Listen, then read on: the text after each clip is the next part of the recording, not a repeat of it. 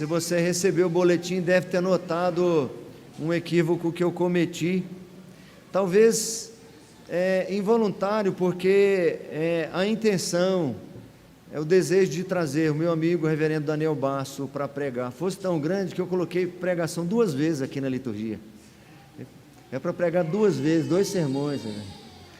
Não é bem assim, né, irmão? 2 vezes. Hoje quem trará a mensagem, meu amigo, meu irmão precioso em Cristo, reverendo Daniel Basso, pastor da Igreja Presbiteriana de Vinhedo, que pela graça do Senhor pôde aceitar o convite, pegou a estrada, deixou ali seus afazeres e hoje pôde estar aqui conosco, me agraciando com a sua presença e com certeza sendo um instrumento do Senhor para trazer sua mensagem nesta noite. Vamos orar mais uma vez. Pai de misericórdia e graça, graças nós te rendemos, ó Deus, graças nós te rendemos, e invocamos o teu nome e declaramos as tuas maravilhas, porque grande é o Senhor e muito digno de ser louvado. Muitas são as bênçãos derramadas, advindas das tuas mãos, impossível não seria enumerá-las, ó Pai, nós contaríamos sem jamais chegar ao fim. Mas apesar do muito que recebemos, somos ainda pobres, ó Pai, carentes e necessitados de que renoves o teu cuidado sobre nós.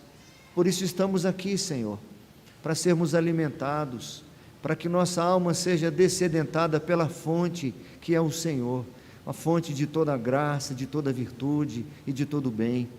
Fala com o teu povo aqui reunido, Senhor, instrua-nos na tua palavra, oriente-nos nas tuas veredas, ilumine o teu servo, que a boca dele traga o recado do Senhor nesta hora.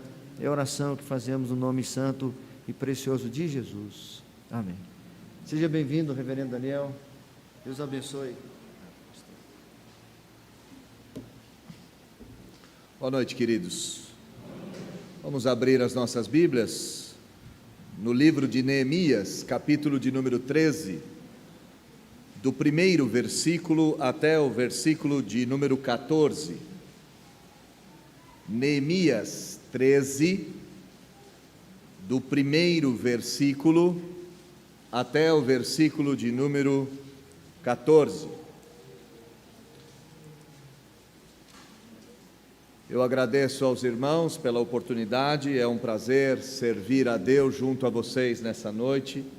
Trago um abraço da nossa igreja de Vinhedo, trago um abraço da nossa igreja de Cajamar.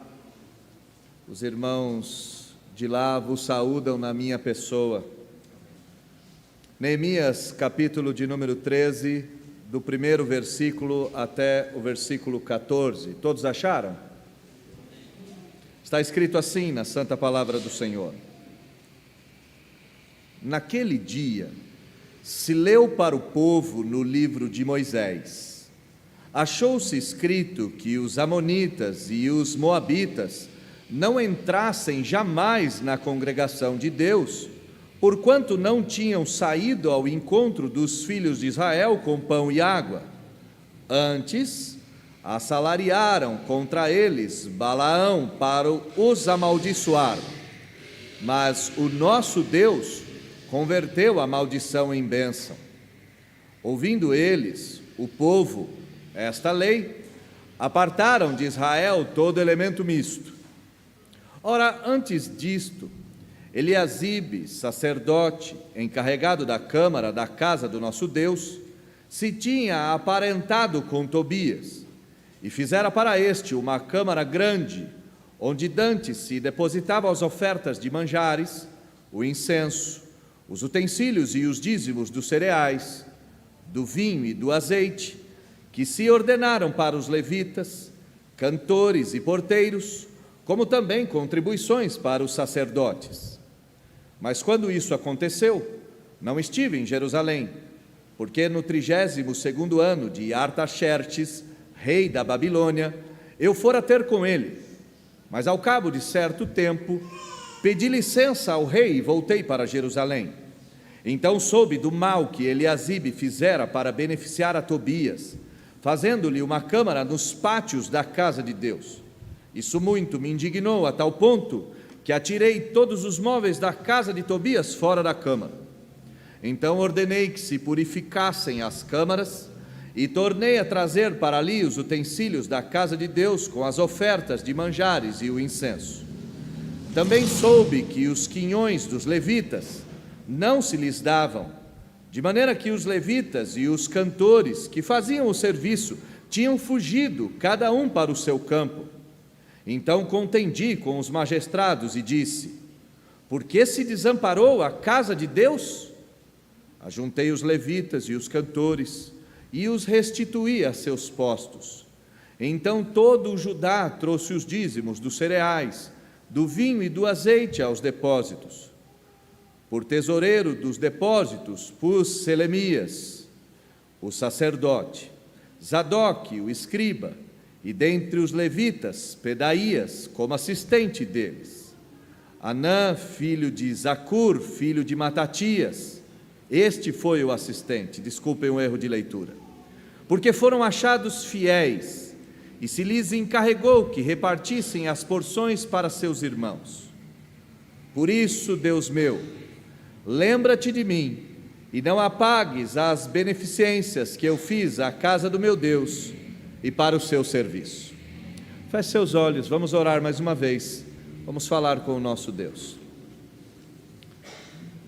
Deus bendito, como é bom estarmos aqui, como é bom entregar ao Senhor elogios, louvores, dizer em forma de cântico e de oração quem o Senhor é e tudo aquilo que o Senhor faz.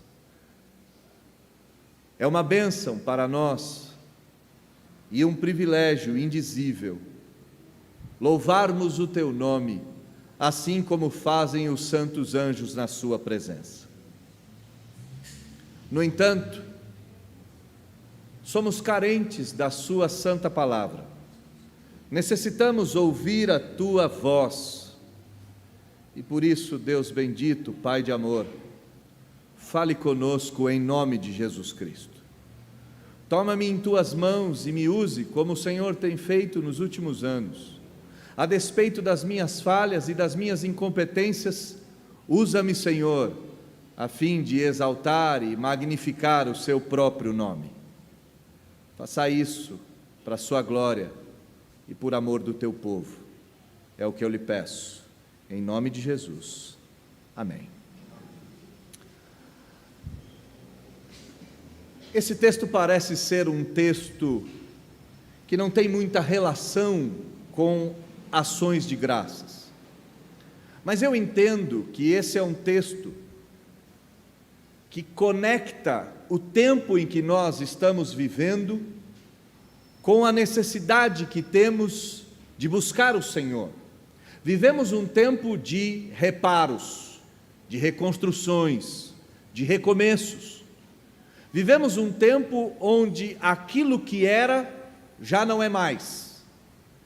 E compete a nós, o povo santo, darmos continuidade na obra que o Senhor tem feito através de nós, a despeito das milhares de dificuldades que cercam a todos nós.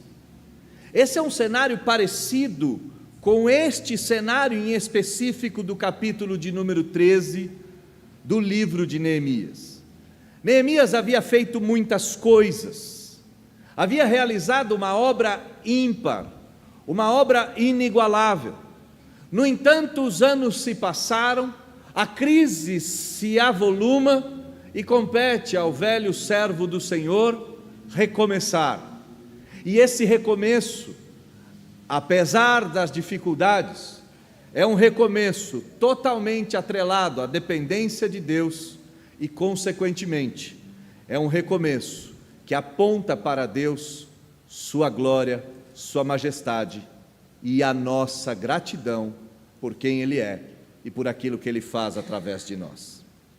Após a reedificação dos muros, após a consagração dos muros, Neemias instruiu o povo santo sobre a necessidade de purificação da nação, Isso aparece aqui nos primeiros 3 versículos do capítulo de número 13.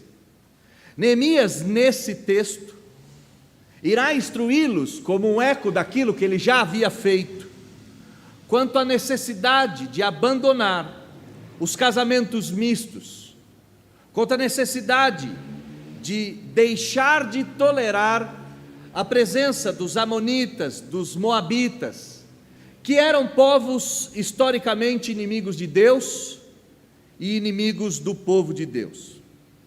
Porém, ao olharmos esse texto, nos chama a atenção o fato de que Neemias não está vivenciando esses primeiros versículos.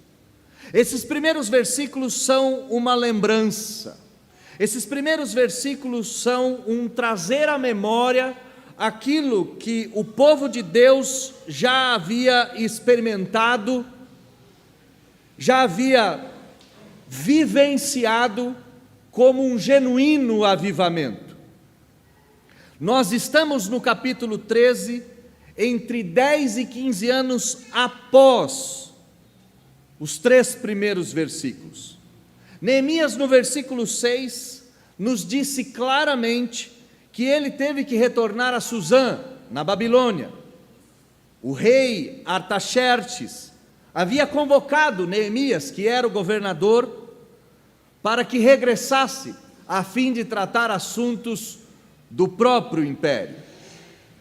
Neemias fica então um período fora de Israel, fora de Judá e fora, em específico, de Jerusalém. Quando ele retorna, o cenário que ele encontra era muito diferente daquele que ele havia deixado. Nas cenas anteriores ao capítulo 13, o que existe é um verdadeiro avivamento. As pessoas se convertem ao Senhor, as pessoas voltam-se a Deus, as pessoas reconhecem os seus pecados. Mas 10 anos se passaram e o cenário é completamente diferente. Os problemas que Neemias encara no capítulo 13 são muitos. Em primeiro lugar, Eliasibe havia cedido um pedaço do templo a fim de que Tobias fizesse dele o seu lar. Imagine comigo o que Neemias encontra. Uma parte destinada aos dízimos, e que também era destinada ao turno dos sacerdotes. Os sacerdotes ficavam uma semana no seu turno de trabalho e dormiam nessas câmaras anexas ao templo. Ao invés deste espaço servir de depósito ou de dormitório, Eliasibe, o sumo sacerdote, entrega esta habitação ou essa edificação para a habitação de Tobias. Tobias, inimigo histórico de Neemias. Neemias fica tão irado com essa profanação que despeja Tobias com suas próprias mãos. É o que nos aponta o texto, ou pelo menos aquilo que nos parece. E após expulsar o intruso, o corpo estranho, aquela figura profana do templo, começa-se um novo ciclo de purificação, um novo ciclo de avivamento, um novo ciclo de culto, um novo ciclo de restauração, e as chamas daquele antigo avivamento voltam a aparecer. O que nós veremos é não só a ação de Neemias, mas o motivo pelos quais ele agiu. Neemias agiu para manter a glória de Deus intacta e manter a pureza da noiva do Cordeiro. Nós veremos um homem velho, muito mais velho do que quando ele começou, mas veremos uma coragem juvenil no coração deste homem. Veremos a perseverança destemida deste homem cuja fé não diminuiu com o tempo. Nós veremos um homem que não titubeia nem por um minuto em fazer aquilo que é certo. E ao olharmos para isso, nós teremos que olhar para a nossa vida e perceber que eu e você precisamos perseverar e ter muita coragem para reverter esse quadro existencial em que vive a nossa nação. E após isso, no final do meu sermão, nós perceberemos que dependemos exclusivamente de Deus para esta realização. O texto começa, o versículo 1, com naquele dia. E este dia mencionado aqui no versículo 1 do capítulo de número 13, está no capítulo anterior, no versículo de número 27 até o versículo de número 47. Neemias está dizendo, naquele dia, dia da dedicação dos muros, dia do avivamento, dia em que o povo voltou-se ao Senhor, naquele dia, lá atrás, se leu para o povo o livro de Moisés, ou no livro de Moisés. É muito interessante como ele começa esse capítulo de número 13. Parece que Neemias tem uma necessidade de trazer ao seu coração, à sua memória, de trazer à sua vida, aquele dia maravilhoso de avivamento, de restauração e de santificação do povo de Deus. E isto é interessante porque eu e você fazemos a mesma coisa. Quantas vezes você não trouxe à sua memória relatos, resquícios, rastros de dias maravilhosos vividos no passado? Aquelas férias, aquele dia do casamento do meu filho, da minha filha, aquele momento da formatura, ou aquele momento glorioso na própria igreja. Seres humanos precisam de trazer à memória aquelas coisas que fazem com que seu coração se fortaleça. E Neemias é um homem exatamente como eu e você somos. Ele puxa na memória aquele dia maravilhoso, como se dissesse: como seria bom se aquele dia nunca acabasse. Essa é uma sensação que eu e você teremos no futuro, pois no futuro o nosso dia glorioso, o dia do Senhor, jamais acabará, mas é um exercício que a gente pode ter no dia de hoje, lembrando dos tempos gloriosos de outrora, desta igreja, desta cidade, do Evangelho, da igreja presbiteriana, e trazendo essa memória, servir ou fazer com que ela sirva de combustível para que nós consigamos caminhar. Neemias está fazendo isso, está lembrando daquele dia glorioso, naquele dia que o povo voltou-se para a lei, e naquele dia o povo em específico se voltou para aquilo que estava escrito contra os amonitas e contra os moabitas. O texto lido dizia que amonitas e moabitas não deveriam entrar jamais na congregação de Deus. Aquele texto apontava para uma necessidade de separação, uma necessidade de santificação, uma necessidade de restauração da identidade do povo como povo santo. O povo não poderia viver amalgamado com o mundo, misturado. O povo não poderia fazer essa síntese, onde não mais se perceberia a diferença entre o santo e o profano. E essa era uma realidade de Israel. Os israelitas pecaram tanto e tantas vezes, exatamente por se misturarem com as nações pagãs. Ao invés de serem eles bênção para os povos, faziam dos povos maldição para a sua própria nação. E Deus diz que eles não poderiam se juntar, porque amonitas e moabitas não tinham servido ao Deus de Israel, saído ao encontro dos filhos de Deus com pão e água. Não haviam servido a Deus por meio do povo. E ao invés disso, ao invés de se juntar com o povo, amonitas e moabitas amaldiçoaram o povo de Deus por meio da compra da profecia de Balaão. Essa lei que Neemias traz à memória, a fim de encorajamento para a purificação que viria, ainda está em vigor na minha vida e na sua vida. Não dá, meus irmãos, não dá para vivermos com um pé em cada canoa. Não dá para adorarmos a Deus e sermos gratos a Deus num culto de ações de graças, e amanhã de manhã vivermos exatamente como os persas, como os babilônicos, como os amonitas e moabitas. Luz e trevas não se misturam.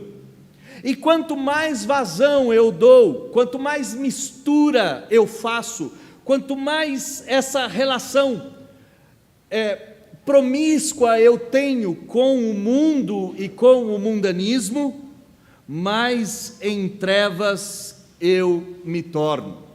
É bem verdade que a luz dissipa as trevas, mas também é verdade que um coração misturado com as coisas do mundo tem uma tendência a ficar mais escuro do que esclarecer as trevas que estão lá fora. Em que eu me baseio nisso? Num casamento, por exemplo, entre um cristão e um não cristão. É possível que a mulher cristã santifique o marido, mas as crises sobre, por exemplo, educar a criança na igreja ou educar a criança no mundo, ensinar a criança com 12, 13 anos a beber ou fumar, ao invés de fazê-la ou trazê-la para a profissão de fé, levá-la para a primeira comunhão ou trazê-la para a escola dominical, são desafios que custarão a paz do casal e provavelmente o próprio casamento. Eu poderia aqui dar dezenas de exemplos, mas isso já basta para que a gente enxergue que esse mandamento de separação de crentes com não crentes ainda existe. Só que eu e você somos falhos nesse sentido, assim como o povo de Israel. E aí Deus, o nosso Senhor, age em prol das nossas debilidades. Versículo de número 2 diz que o nosso Deus converteu essa maldição em bênção. Versículo 3 diz que o povo ouviu isso, o povo introjetou essa verdade, o povo colocou isso dentro do coração, e isso foi tão forte naqueles anos anteriores, isso foi tão significativo, que Neemias nos escreve: apartaram de todo Israel todo elemento misto, excluíram de Israel todos os descendentes de estrangeiros. Às vezes a gente olha para o texto e não percebe as implicações daquilo que o texto está nos dizendo.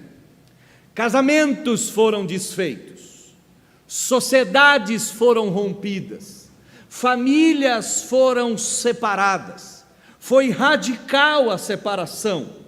Foi uma separação na raiz. O povo, naquele dia, lá atrás, ouviu a palavra do Senhor e entendeu que eles deveriam ser o povo exclusivo de Deus, santo, sem mácula, não misturados, separados, destinados para o louvor e a adoração do povo de Deus.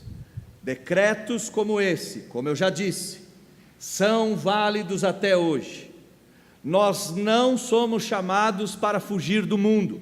No entanto, se o mundo entrar dentro de nós, estamos prestes à tragédia.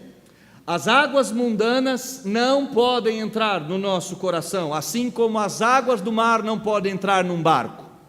O barco navega no mar, sem contudo as águas do mar entrarem no barco. Mas se nós olharmos para a nossa vida em específico, se nós olharmos para a nossa realidade, nós sabemos em que áreas temos que nos distanciar com o mundo e com as coisas do mundo. Eu não preciso dizer para você qual é a área, você sabe. E estas áreas, quando for o momento da separação, custarão muito caro. Só que custa mais caro desagradar a Deus do que desagradar aos homens. Não nos esqueçamos disso em momento algum. Mas vale para nós agradar a Deus do que agradar aos homens.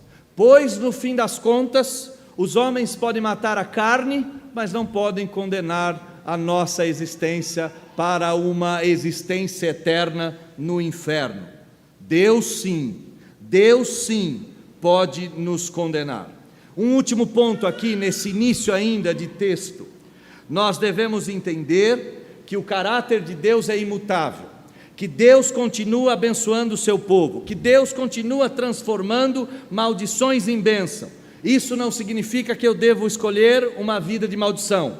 Isso significa apenas que eu devo contar com as misericórdias do Senhor que se renovam a cada manhã.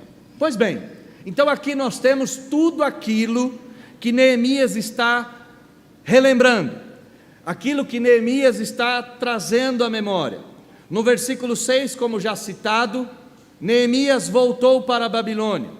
Neemias havia governado Judá por pelo menos 2 governos, por pelo menos um período de 12 anos, por pelo menos um período de suficientemente grande em que ele pudesse colocar as coisas em ordem. Mas agora nos diz a Escritura que Neemias teve que voltar até Suzã. E a Bíblia não nos diz quanto tempo isso se passou, mas acredita-se que entre 10 e 15 anos. A ausência da presença de Neemias na cidade foi tamanha que Eliasibe tomou o poder imediatamente à saída de Neemias. E o que Eliasibe fez? Eliasibe chamou a Tobias e Sambalate, inimigos históricos de Neemias e do povo de Deus, e deu a estes um lugar de destaque. O ditado popular que diz que quando o cão sai, o gato faz a farra, é verdadeiro. Aqui nós estamos vendo exatamente isto. Neemias governou o povo de Deus como um governante bíblico e temente ao Senhor. Na sua saída há uma perversão. E para dificultarmos mais ainda as coisas, Neemias está perto dos 65 anos. Quando Neemias enfrentou os primeiros desafios lá atrás, ele tinha pelo menos 40 anos, era um homem forte no seu pleno vigor, e naquele período, 40 anos era exatamente o auge da virilidade que um homem poderia alcançar. Mas agora nós temos um homem de 60 anos, um homem que na maioria dos casos, quando chega à cidade, se aposenta. Neemias não pode se aposentar. Neemias volta para Jerusalém e, ao invés de passar o resto da sua vida numa rede ou em sombra e água fresca, ele tem que enfrentar talvez o maior desafio de toda a sua história. Se nós voltarmos o texto, se nós lermos o livro todo, muitos desafios Neemias enfrentou, mas aqui talvez seja o mais importante, e ouso dizer que aqui foi a sua vitória mais eloquente. Aqui nesse texto, já velho, já cansado, já farto dos seus feitos, Neemias tem que se encontrar mais uma vez com a dificuldade. E essa talvez seja uma realidade que eu e você viveremos em algum momento. Porque a Bíblia nos diz que no final da vida nós ainda assim daríamos fruto. A Bíblia nos diz casos maravilhosos, como o caso de Moisés, em que Moisés vai atingir o ápice dos seus frutos ministeriais no período que vai dos 80 aos 120 anos. A Escritura nos diz que nós, na melhor idade, ainda assim faríamos muito. E aqui eu fico muito contente de pensar nesse aspecto, porque compete a nós os vivos, dar continuidade na igreja do Senhor e na obra do Senhor, mesmo se nossa idade já não é mais aquela que foi outrora. Nós estamos aqui, nós somos os vivos que permanecemos, nós somos aqueles em que o bastão fora nos dado, nós somos o povo que precisa fazer algo. Neemias entende isso de maneira clara e vai enfrentar esse desafio hercúleo, esse desafio enorme. Ele vai encontrar o sacerdócio completamente corrupto, ele vai encontrar a sociedade com casamentos estrangeiros e sociedade com estrangeiros em todos os níveis, ele vai encontrar a expulsão dos levitas e o fim do pagamento dos dízimos. E se você quiser mais detalhes desse período em específico, ao chegar na sua casa, leia o livro do profeta Malaquias. É bem certo dizer que Malaquias foi escrito exatamente nesse período de 10 a 15 anos em que Neemias esteve fora. Só que esses pecados, sacerdócio corrupto, casamento com estrangeiros, ausência do pagamento dos dízimos, inimigos externos do povo de Deus, expulsão dos levitas, foi exatamente aquilo que Neemias tinha encontrado lá atrás. Não eram desafios novos. E esta também é uma realidade que eu e você devemos enxergar. Do lado de cá da queda, do lado de cá do Éden, no lado de cá da serpente, os pecados voltam à tona. E é bem provável que eu e você tenhamos que lutar na nossa existência várias vezes contra as mesmas coisas. Alguém já disse em algum lugar que o pecado é como a barba.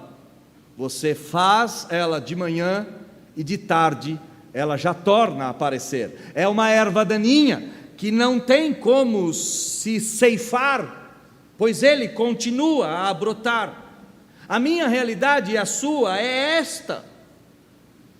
Se formos bem sinceros, se olharmos para o nosso coração, perceberemos que alguns de nós e algumas lutas duram há anos e elas sempre voltam à tona.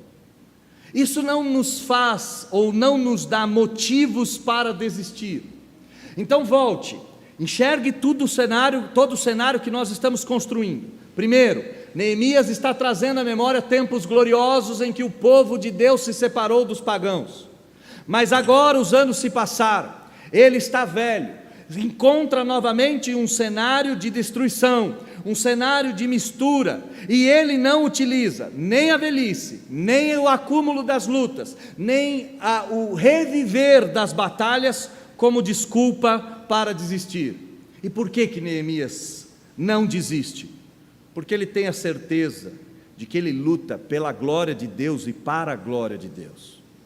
Irmãos, nós estamos num período de reconstrução, um período em que o passado que vivenciamos foi muito melhor do que o presente que estamos experimentando. Neste período, compete a nós, os vivos, darmos cabo das lutas que se apresentam. E se essas lutas nada mais são do que a repetição de lutas anteriores, devemos saber que lutamos ainda pela glória de Deus, lutamos ainda pelo Evangelho de Cristo, lutamos ainda pela noiva do Cordeiro. Neemias então chega em Jerusalém e encontra-se com um primeiro problema quase que intransponível. Versículo 4 ele diz o seguinte: Eliasibe, sacerdote, encarregado da câmara da casa do nosso Deus, se aparentou com Tobias, isto é, fez exatamente aquelas misturas entre os pagãos e os cristãos, entre os israelitas e os não israelitas, e aqui, mais importante do que a descendência, é exatamente o coração. Tobias era um inimigo do povo de Deus declarado. Eliasibe se aparenta, entrega suas filhas e filhos em casamento com esse homem pagão, e faz para este homem pagão uma câmara grande. Vai pegar o lugar na continuidade do versículo 5, onde se depositavam as ofertas de manjares, o incenso, os utensílios, os dízimos dos cereais, do vinho e do azeite, o lugar onde os levitas, cantores e porteiros se ordenavam, eles se abrigavam nesse lugar, e também as contribuições. Ele vai pegar o lugar que era exclusivo para Deus e vai fazer desse lugar uma suíte presidencial para Tobias. Neemias diz que não estava em Jerusalém, versículo 6, a ênfase nisso deve ser dada para que a gente saiba que ele está trazendo à memória um tempo do passado para servir de combustível nas mudanças que ele precisa fazer no presente. Não estava em Jerusalém, porque Artaxerxes, rei da Babilônia, me chamou, mas ao cabo de um tempo eu voltei, e quando eu voltei, eu soube desse mal que Eliasibe fizera para beneficiar Tobias, fazendo-lhe uma câmara nos pátios da casa de Deus. Eliasibe tinha sido colega de trabalho de Neemias, eles haviam trabalhado juntos.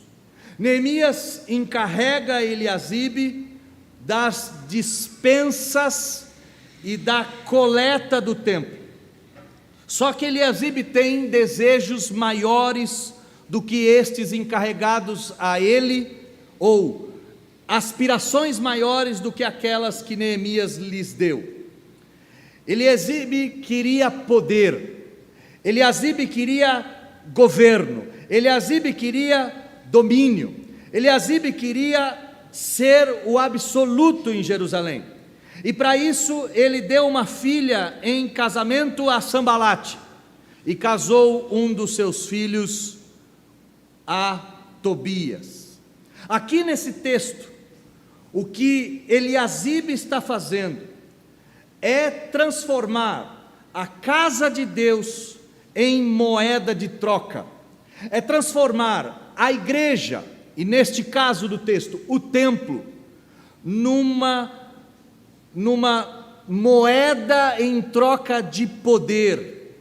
Ele está trocando favores com os pagãos e usando a igreja como esta volta, este troco. O que nós estamos vendo aqui é uma das coisas mais atrozes em toda a Escritura. E se nós olharmos para o nosso tempo, se nós olharmos aí para fora, nós perceberemos que há uma multidão que fez a mesma coisa que Eliasibe fez com Tobias. Usou a igreja, usou os departamentos da igreja, usou a estrutura da igreja como algo propriamente seu, e fez da igreja moeda para atender ou atingir o poder. Eliasibe queria ser dono da cidade e ter acesso aos dízimos, e a câmara era uma baita mão na roda, porque ele podia usar todas essas coisas como algo que era dele, sem nunca ter sido. Só que quando a gente olha lá para fora, é mais fácil de nós identificarmos isso nos pagãos. O problema é que quando nós olhamos para o nosso coração, há uma ligeira tendência da gente não admitir que em muitos casos nós fazemos do templo, da noiva, da igreja, moeda de troca para os nossos desejos profanos e mundanos. Fica de alerta, a noiva é do Cordeiro, as dependências são de Deus, as estruturas são determinadas por Ele, e eu não posso usar nem a noiva, nem a estrutura física, nem as estruturas eclesiásticas, diaconia, conselho, SAF, o PH, o MP, UPA, para atingir objetivos que não podem ser ditos aos quatro cantos. É fácil nós notarmos isso lá fora, difícil é nós notarmos com o nosso coração. O grande problema é que quando nós fazemos da noiva, quando nós fazemos da igreja, moeda de troca própria, nós estamos atraindo sobre nós a ira de Deus e do Cordeiro, que também é leão, e nós não podemos esquecer disso. Neemias volta para a cidade, traz na memória um tempo de purificação, de santidade, de bênção. Volta para a cidade velho e cansado, encontra as mesmas lutas que lá estavam, só que agora Eliasibe tem mais poder, Tobias tem mais poder, Sambalate tem mais poder. Agora esses homens tomaram conta de tudo, fizeram do templo uma extensão da sua própria casa. O que Neemias faz? Eu olho para esse texto e às vezes fico pensando nas minhas atitudes. Seria muito simples correr envergonhado e com medo e ir embora. Seria muito simples olhar para a situação de reconstrução da igreja no período pós-pandêmico e dizer: isso não é minha tarefa. Seria muito fácil para mim e para você olharmos para tudo isso e desistirmos de lutar. Neemias nos dá uma enorme lição. O que ele faz? Versículo 8, ele diz: isto muito me indignou. E a indignação desse homem foi a tal ponto que eu atirei todos os móveis da casa de Tobias para fora da cama. Ele se indignou, e essa indignação o fez ou o levou a agir. Versículo 9 diz que ele ordenou que purificassem as câmaras e tornou a trazer para ali os utensílios da casa de Deus, e fez com que as ofertas de manjares voltassem ao seu lugar.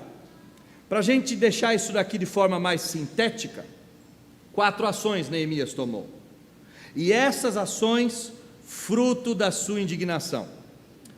Num período de reconstrução, num período de reavivamento, num período de restauração, num período em que eu e você temos que lidar com os velhos problemas e temos que agir, devemos orar ao Senhor para que Ele nos dê uma santa indignação. Não se esqueça que foi essa santa indignação que plantou a maioria das igrejas que nós conhecemos ou que nós tivemos contato na nossa vida. Foi essa santa indignação que fez com que o coração de um monge agostiniano no século XVI escrevesse 95 teses e as fixasse na porta de um castelo. Foi essa santa indignação que fez com que homens e mulheres se levantassem do seu lugar e começassem a lutar para a glória de Deus e para a pureza da igreja. Essa indignação fez com que um homem de 65 anos expulsasse Tobias com suas próprias mãos. E aqui, como eu já disse num texto anterior, às vezes os detalhes nos passam desapercebidos. O texto diz que ele, Neemias, atirou todos os móveis da casa de Tobias fora da cama. A cena é incrível.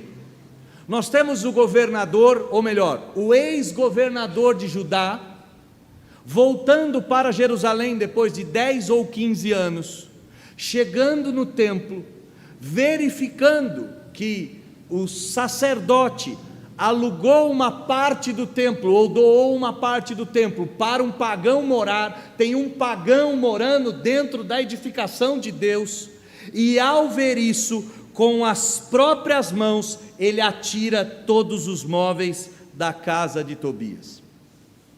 A cena pode ser comparada com aquelas cenas de filme, onde um casal briga e a mulher ou o marido começam a lançar as coisas pela janela. Essas cenas são um tanto chamativas, e as pessoas ficam lá para ver. A cena que nós estamos vendo é de um homem indignado e com as suas próprias mãos fazendo justiça, com suas próprias mãos agindo.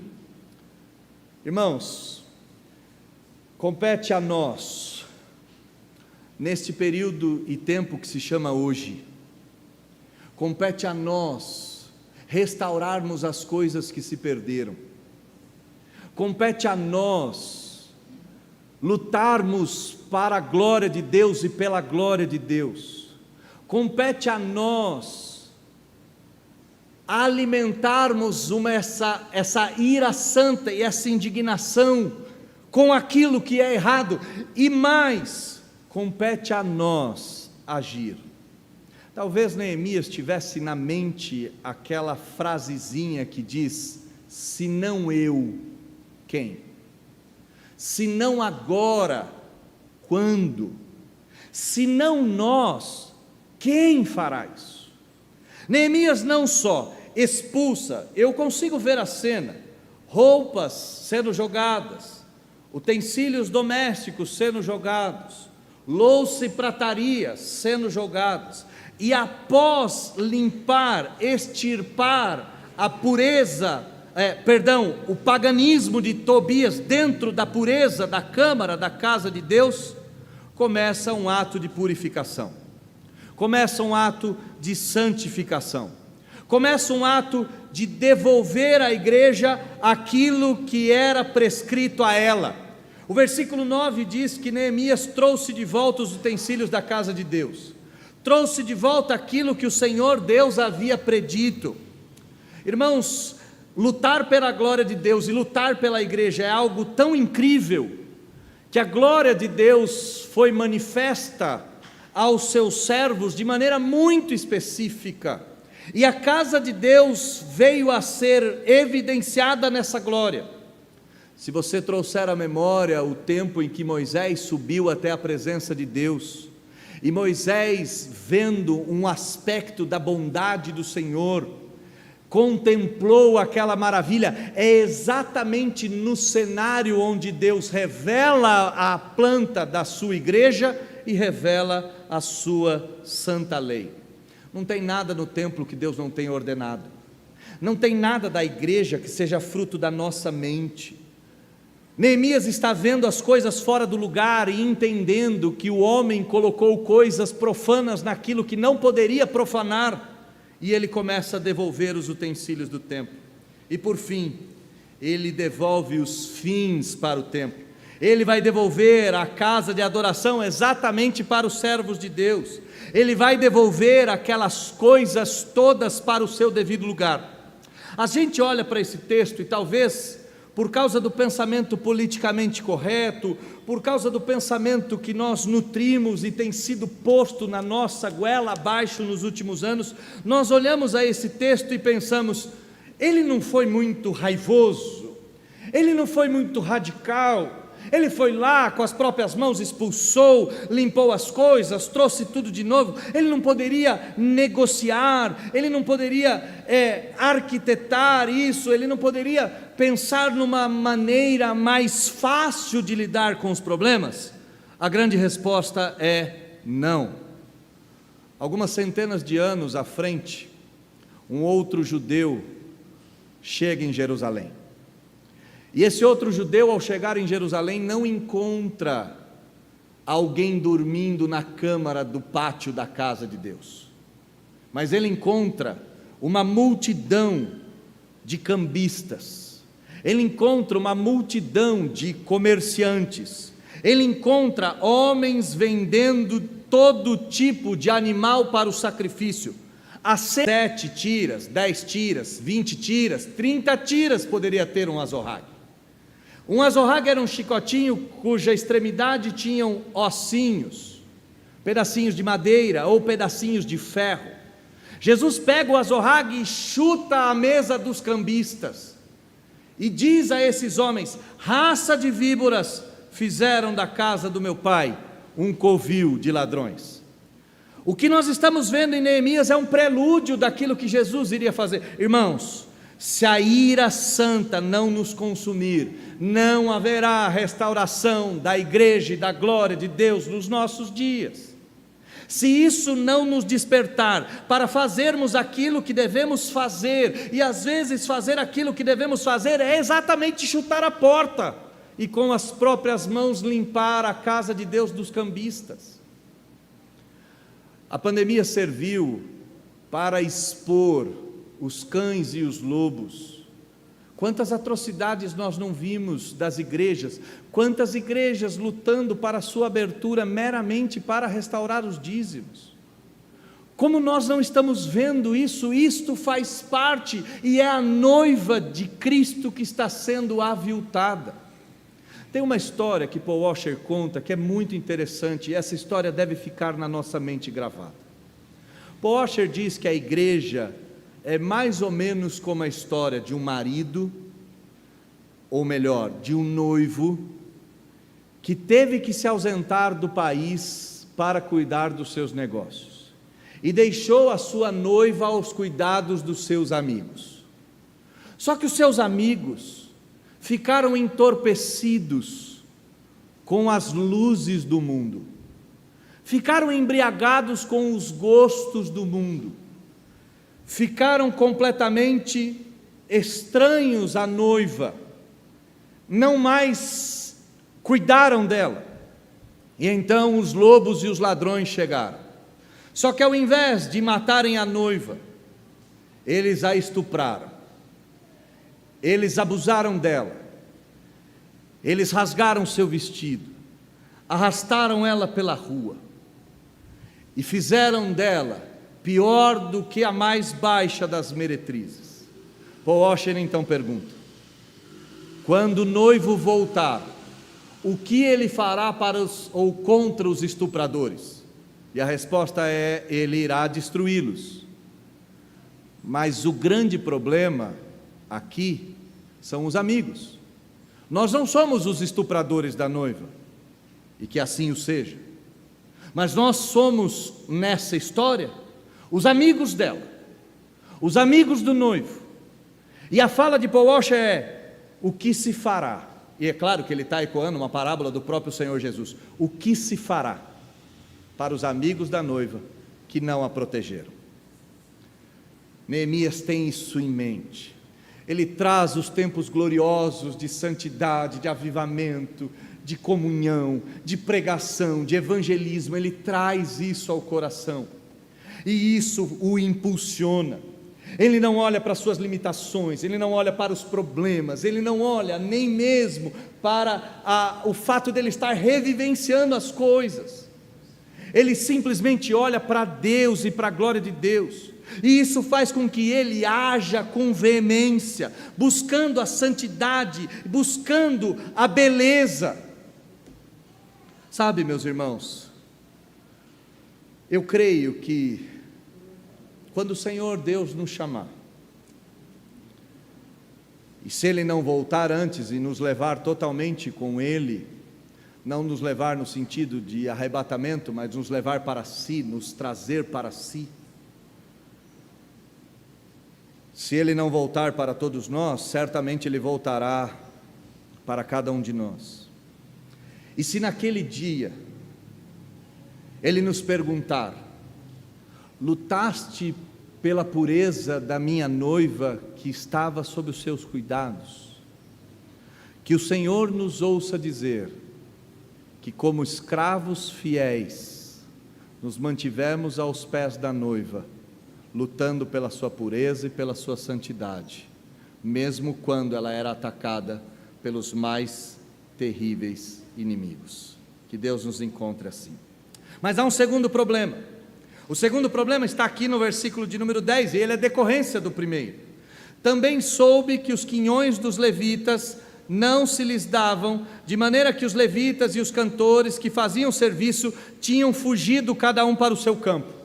Fiquei sabendo que os levitas não tinham recebido a sua parte, os seus recursos, e que os levitas e os cantores responsáveis pelo culto fugiram para suas próprias terras.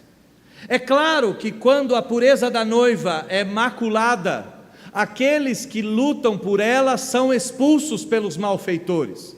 É quase que uma decorrência disso. E se você não teve o privilégio e a bênção de nascer numa igreja reformada e veio de uma igreja de origem não reformada, é bem provável que você tenha experimentado exatamente isso.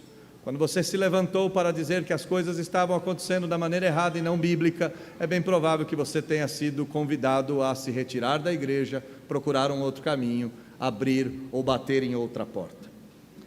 Neemias então fica sabendo que os crentes que comandavam a adoração foram expulsos. Qual é a solução dele? Ele vai contender com os magistrados e vai dizer: por que se desamparou a casa de Deus? Note que é interessantíssimo o foco de Neemias. Os levitas eram a tribo sem terra, eram a tribo que não tinha recebido a sua porção na divisão da terra prometida. Eram aqueles que exclusivamente se dedicariam por toda a sua existência ao templo e aos serviços culticos realizados no templo. Pois bem, quando os levitas foram embora, foram expulsos, o sustento deles... A segunda luta de Neemias é tão dura quanto a primeira, mas os motivos permanecem o mesmo. A glória de Deus e da sua casa deve ser mantida. Não fizeram outra coisa a não ser desamparar a casa de Deus. E note que ele chama os magistrados, e aqui é maravilhoso de enxergarmos. Ele luta com Eliasibe, o sacerdote, com Tobias, um homem poderoso, e agora ele chama todos os magistrados e contende com ele. Os anos não fizeram de Neemias fraco para aquilo que ele tinha que ser forte. Os anos fizeram dele um homem audacioso e corajoso, a ponto de expulsar o intruso da casa de Deus e a ponto de chamar os magistrados e contender com cada um deles, dizendo: está errado o que vocês fizeram, porque vocês desampararam a casa de Deus. A solução então começa a partir desse confronto. Neemias diz que ele passou a juntar os levitas e os cantores e começou a restituir os seus postos. A cena é de um verdadeiro avivamento. Alguns anos antes, os levitas foram expulsos com suas trouxas de roupas nas costas, com seus filhos e com suas famílias. 10 anos se passaram, 5 anos se passaram, 7 anos se passaram. Agora a família dos levitas começa a voltar. Uma de cada vez, uma família de cada vez voltando a Jerusalém. O templo volta a ter vida, a igreja volta a ter vida, aqueles que tinham que trabalhar na igreja voltam a trabalhar. Neemias começa a colocar cada um no seu devido lugar. Versículo 12, então ele começa a restabelecer as câmaras que haviam sido vendidas ou doadas por Eliasibe a Tobias aos seus devidos fins. Versículo 12, ele diz que fez com que Judá trouxesse os dízimos dos cereais, fez com que os dízimos dos vinhos, dos azeites e dos depósitos começassem a voltar. A reconstrução aqui começa a acontecer de maneira paulatina, mas é crescente. Ele limpa o templo, ele traz os levitas, ele devolve os dízimos e por fim ele coloca pessoas certas no seu devido lugar. Neemias não tem pressa para restaurar a glória de Deus, mas ele tem urgência para começar a lutar por ela. Essa restauração vai levar tempo, mas no seu coração tem uma urgência que o faz agir imediatamente. Versículo 13, ele mostra a sua inteligência, tão comum vista em todo o livro. Por tesoureiro dos depósitos pus Selemias, o sacerdote, Zadok o escrivão, e dentre dos levitas Pedaías, e como assistente deles todos eu pus Anã, filho de Zacur, filho de Matatias, porque foram achados fiéis, e lhes encarregou que repartissem a ação do evangelho, a arrecadação dos dízimos e das ofertas, o envio de missionários. Compete a nós juntos como igreja, cada um no seu devido lugar, cada um com sua diversa aptidão, cada um com seus dons e talentos, priorizando os servos bons e fiéis, fazendo com que esses coloquem a mão na massa. Avivamento nunca virá de forma isolada, restauração nunca virá de maneira separada. Sempre essas coisas caminham juntas, sempre essas coisas caminham de mão dadas. Mas quando a gente termina o texto e a gente olha para esse Neemias glorioso, que traz à memória um tempo belíssimo da igreja, que mesmo com idade avançada não desiste da luta,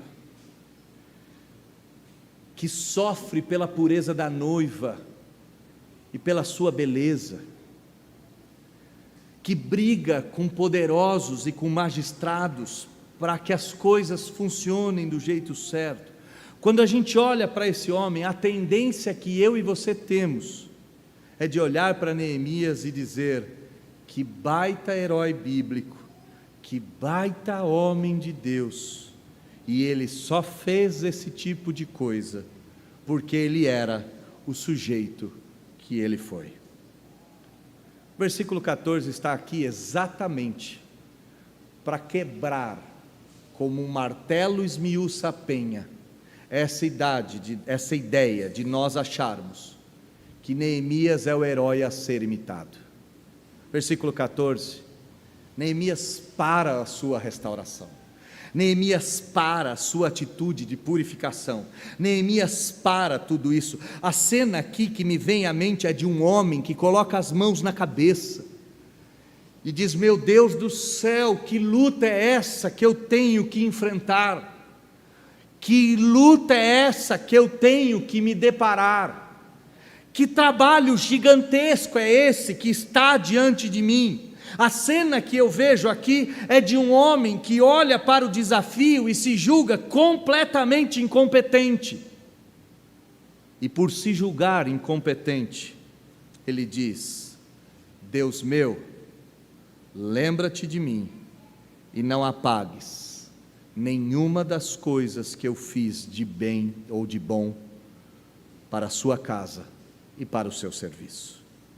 Neemias está dizendo: Deus meu, Deus meu. Assim como Neemias é aquele que é o prelúdio do outro judeu que entraria em Jerusalém e por causa do zelo da casa do seu pai expulsaria os cambistas, mais uma vez Neemias é aquele que diante da tarefa impossível de ser executada, diz: Deus meu, Deus meu. Neemias não é o herói a ser imitado, Neemias é o homem que nos ensina a clamar pelo Deus que está sempre pronto a ouvir a oração. Neemias não é aquele cujo estandarte está na bandeira, Neemias é aquele que se ajoelha diante do Deus cujo estandarte está na bandeira e pede por socorro. Neemias não se julga forte, Neemias não se julga o Todo-Poderoso, e ele diz: Deus meu, lembra-te do meu serviço. Irmãos queridos, num culto de ação de graças, que marca o início do término de uma pandemia, que marca o início da reconstrução e das tarefas da igreja, um culto de ação de graças, feito num período em que a igreja evangélica precisa se levantar. Neemias nos ensina que, a despeito das lutas que temos e que haveremos de enfrentar, ainda há um Deus no céu que ouve a oração feita na terra e que está pronto para atender ao clamor do seu povo, e mais, está pronto para se lembrar de tudo aquilo que o seu povo já fez e tudo aquilo que o seu povo faz para a glória do seu nome. Nesse culto nós devemos nos lembrar que há muito a fazer, nós devemos nos lembrar que há muito a se restaurar, nós devemos nos lembrar que o que nos move é a glória de Deus e a beleza da sua noiva. Nós devemos nos lembrar que ainda é possível fazermos uma oração, pois o céu está aberto para todo aquele que clamar. Mas nós também devemos nos lembrar que esse mesmo judeu que Neemias aponta, que também fez uma oração, Deus meu, fez a segunda parte dessa oração de maneira muito diferente da de Neemias. A Bíblia nos diz que Jesus Cristo na cruz do Calvário, diante da tarefa hercúlea, diante da morte de cruz, clamou com a mesma veemência para o Deus do céu, mas ao invés de dizer lembra-te de mim, Jesus Cristo disse: por que me desamparaste? O grande herói dessa história toda não é o Neemias que enfrenta as lutas com a ajuda de Deus, mas é o Filho de Deus que enfrentou a maior luta sozinho, para que eu e você tivéssemos condições de cumprir o nosso papel. Esse texto me mostra que Jesus Cristo na cruz foi deixado sozinho, para que eu e você nunca mais estivéssemos sozinhos na nossa luta em relação ao Evangelho e em relação à igreja. Esse texto me mostra que Jesus Cristo suportou uma dor atroz, para que eu e você lutássemos pela glória de Cristo, do Evangelho e da sua noiva. Esse texto me mostra que o herói a ser seguido é o herói que venceu, e por isso, nem a morte, nem a espada, nem a profundidade, nem a altura, nem a largura, nem homens, nem demônios, nem pandemia, nem governos, nem as lutas que temos pela frente poderão nos separar do amor de Deus que está em Cristo Jesus, nosso único e suficiente Senhor. Quer um motivo para agradecer nessa noite? Jesus Cristo morreu em seu lugar, enfrentou a sua morte sozinho, para que hoje você se levante, enfrente as lutas que estão aí do lado de fora, não sozinho, mas com Ele, pois a Bíblia nos diz que no terceiro dia Ele ressuscitou, andou com seus discípulos 40 dias, e antes de partir para o céu Ele disse: ide, pregai o Evangelho a toda criatura, ensinando-os a guardar todas as minhas palavras, batizando-os em nome do Pai, do Filho e do Espírito Santo. E eis que eu estou convosco todos os dias, até a consumação dos séculos. Vamos orar, em agradecimento a esse Deus, e pedindo a Ele, fortaleça o nosso joelho e nossas mãos, para que enfrentemos as tarefas que nos esperam quando sairmos daqui, e assim cumprirmos o resto de sofrimento que nos está designado. Oremos. Deus bendito, Pai de amor, nesse culto nós trouxemos à memória um tempo de avivamento, em que a igreja andava bem, feliz e santa, e nós trazemos isso à memória, porque o cenário que nos espera é um cenário de escombros e caos. Não somos os mais qualificados, talvez estamos velhos e cansados, não queremos mais enfrentar as lutas que já enfrentamos há tantos anos, mas se não nós, quem? Se não agora, quando? Se não esta igreja nessa cidade, qual? Compete a nós tal tarefa. É bem verdade que os nossos inimigos são muitos, são os pagãos, é a doença, é a política, é esse pensamento mundano e maligno, e todas essas coisas são grandes demais para nós. Mas nós temos um Deus no céu que ouve oração, e temos um Deus conosco que morreu a nossa morte para nos dar a sua vida. Nós não estamos sozinhos nessa batalha, e esse é o grande motivo da nossa alegria e da nossa coragem.